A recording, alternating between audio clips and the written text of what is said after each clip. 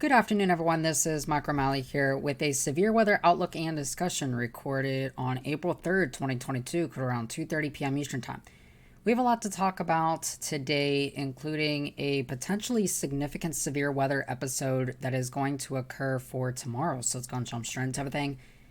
Taking a look at the new SPC forecast that has just come out, we have a moderate risk for severe storms for tomorrow, level 4 out of 5 for two areas. Does this seem familiar? Yeah, I thought so, because this is almost the exact same situation with the bimodal severe weather event that we had last Friday, and now we're going to be seeing that happen again tomorrow. So, two moderate risk areas, level 4 out of 5, up there in Iowa, northeastern Missouri, and portions of western and northwestern Illinois. And then a separate level 4 out of 5 moderate risk for places just to the north and west of Little Rock, to the south and east of Fayetteville, and near Springfield, Missouri, back into portions of southeastern Oklahoma. The tornado threat for tomorrow is going to be elevated in both of these areas. Both have a 15% chance, or basically meaning a 15% chance of seeing a tornado within 25 miles of a given point, which is very substantial, with a large 10% region all the way up to near St. Louis, Missouri. And also, we have a 10% risk, including places like Peoria, into portions of southwestern Wisconsin, and also that 15% area to the east of Des Moines. This includes places like Davenport, Waterloo, and places like that. Large 5% area. This includes Milwaukee to near Champaign, Kansas City, Memphis, and 2% region all the way to near Indianapolis, South Bend, and to near Grand Rapids as well. The wind probability, again, this is going to be quite substantial as well, with kind of these two modes of severe weather expected. We have a large 30% area stretching from near Milwaukee all the way down to near Little Rock and into portions even further southern than that. Large 15% region. This includes places like South Bend to near Indianapolis, near Memphis, and includes places like Des Moines and Kansas City, Tulsa, Oklahoma, and a large 30% region, including Des Moines, Fayetteville, Springfield, St. Louis, Peoria. Again, I think we're probably going to see two modes of severe weather, and we'll get more into the model details here in a second, but I really do believe that the greatest potential for wind is going to be later in the evening, especially with southern extent, and I'll show you why here in a minute. Now, as far as the dew points go, we have dew points as a 15Z, so this is going to be earlier in the day today. We've had those dew points that have been in the 40s and 50s, and this is going to be riding northward. We can kind of see an area of low pressure that's right here, denoted by that L. And this area of low pressure is going to be rocketing towards the north and east as we progress over the next day or so. And these dew points that are sitting far to the south right now, these 65 dew points over near Oklahoma City, and including places in Texas and southwestern Arkansas, these will launch northward as we progress throughout the day tomorrow. We can already see the extent of the 55 and 50 degree dew points here. The 50 degree dew points are already up to near St. Louis and Wichita, and we can kind of see where the extent of this warm front kind of is at this point. So if I just kind of mark out where the fronts actually are right now, we got a cold front like that, and we've got the warm front kind of draped something like that at this particular time. So we're getting ready to see these dew points rocket northward as this area of low pressure intensifies and draws up this warm, moist air from the south at this particular time. But the lift for tomorrow is going to be interesting. And the reason why I say that, we can see here again, the lift is not going to be particularly intense, especially with eastern extent. In fact, you kind of only get modest lifting to occur. That's kind of what these darker yellows indicate here. Modest lifting out across the warm sector for most of the day tomorrow, with only moderate lifting expected as this low pressure intensifies and heads off towards the north and east. And this is where your pseudo dry line / cold front will eventually kind of make its rounds here. So we're going to get, again, this whole system to move north, and that cold front is going to be, elevated, that the cold front will come back in and it's going to sweep into the area. But this is one of those cases where the cold front's going to kind of act like a dry line, and I'll talk about that here in a second. Kind of a rare case, actually. But we notice that the lifting is going to be the strongest over where that center of circulation actually passes by.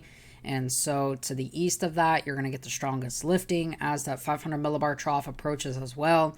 And so you're going to have that squall line develop sometime in the later afternoon and evening into the overnight hours far out to the west.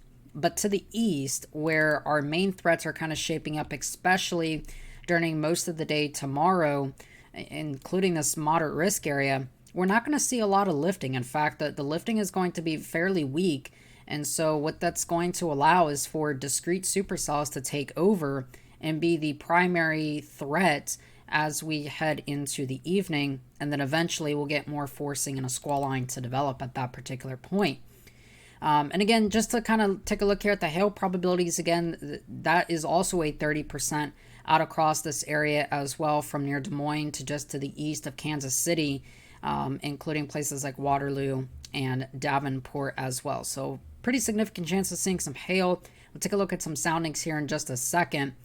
But overall, the threat into Arkansas and Missouri only going for a moderate threat for thunderstorms tomorrow. Now, again, this doesn't exactly correlate with SPC, so I just want to throw that out there. This is not a representation of SPC analysis or the outlooks. This is just kind of my own thing. But there is a moderate threat for thunderstorms tomorrow. Not everybody is going to see a storm, especially during the first part of the day tomorrow. Tornadoes definitely going to be up there. Got a moderate threat for that as well, with wind and hail following at the enhanced. So we're looking anywhere from about 15 to 30%. And of course, then the tornadoes, that's about 10 to 15% in those areas. And then for Missouri, into central and northern Illinois and Iowa, the threat for thunderstorms tomorrow is going to be very conditional. And in fact, not everyone's going to see a thunderstorm tomorrow, especially during the first half of tomorrow. So the thunderstorm risk has actually been downgraded from where it was earlier. But tornadoes and winds certainly going to be the primary threats, and some very large hail as well. So let's go and jump straight into those model forecasts. This is the HRRR here. This is the 12Z run. And we can already kind of see, again, some severe weather ongoing across the south today. It's not going to be the primary focus, of course. But we can see throughout much of the day tomorrow. Again, this is about 8 a.m. Eastern time tomorrow. We've got some isolated cells along the warm front right now that is going to be shifting off towards the north and east with time. But we can see this is 20Z tomorrow, and there's not a single thing. You can see some storms trying to get established here, but if you actually look at the environment at this time, you can see one of the problems that we're going to have here is that this environment is going to be relatively capped. We notice that there is a warming aloft here, and we'll kind of zoom in on this. There's a warming aloft, and normal temperatures are supposed to follow kind of this dry adiabat until it is saturated, and then it kind of goes up the moist adiabat. That's kind of just how the thermodynamics in the atmosphere works. But what we see here is we notice this little shallow increase with temperature of height. This is indicating the potential that we could be seeing the capping inversion for tomorrow, and as such, the severe weather threat is not going to be as high during the daytime. However, if any storms are able to actually break through this cap, if we get enough forcing, another concern is going to be moisture, because once we get up to about, I'd say about 900, 9 to 950 millibars here, we start to encounter the moisture that's really tapering off, and this is going to dwindle that severe weather potential, at least for portions of the afternoon. Now, one of the other things we'll be looking for again is how rich that moisture is. We'll have to kind of take a look at that tomorrow. But then we notice some storms developing by about 22Z, and this is an environment here where we'll just take a look here at a sounding, a little convectively contaminated, unfortunately, but you kind of get the idea. We'll try to pick another sounding here further away from that. we can see here that the moisture is significantly better at this point. The environment is just way off the charts. I mean, STP here, I mean, is just over 11. It's absolutely ridiculous. The hodograph got a very big curvature in the lowest 3 kilometers with the estimated bunkers right motion. That's for right moving supercells. Favors some pretty good inflow and decent streamwise vorticity. Again, a little bit of a warm nose here and some moisture concerns, but overall we've got significant turning with height, and that is going to allow for these storms to overcome that. Again, impressive kinematics here will likely force some updrafts and some very fat cape up here. Over 3,000 mixed layer cape, which is kind of the most representative of the environment for tomorrow. Just absolutely impressive soundings that we're going to be seeing tomorrow. Now, as we head into the overnight hours, we can see again, we have some storms down here across the south. And again, the forcing isn't going to be particularly high here. This is overnight. This is after dark here. This is approaching about 2 a.m. Eastern time or 1 a.m. Central time. And we have some isolated discrete cells trying to form out here. But again, the forcing just isn't too high until we start to see that cold front now approach. And as we do, we kind of get a nasty line of storms to develop. This could be packing quite some significant punch too. So this is going to be a 1-2 round, especially for people who do not see storms, during the day tomorrow. You'll likely see storms tomorrow night heading into the day on Wednesday. And again, just kind of taking a look here at some soundings. I mean, we'll just kind of see what we're dealing with here. Still some impressive, kinematics to deal with, although there is a little bit more veering, so we're not actually seeing a significant turning with height here, but there's still some curvature in the lowest 3 kilometers here to work with. However, we'll be kind of seeing how this all progresses, but again, it seems like there's going to be enough instability tomorrow for these storms to work with, and even into portions of Indiana as well. We'll have to watch for these discrete supercells. Kind of look at the inflow region, and again, definitely got some curved hodograph structures here.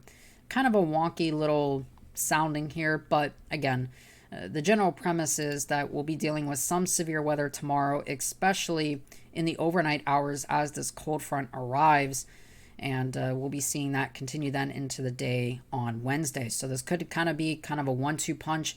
We'll have to see just how the environment then plays out, and of course we'll be kind of keeping tabs on that as well. All right, so that being said, again, just remember, got a big severe weather threat on tabs for tomorrow. We'll definitely be keeping an eye to it, and you should as well. All right, stay safe, everyone. Have a great rest of your afternoon, evening. I am Michael O'Malley. I'll talk to you guys again some more over the next few days.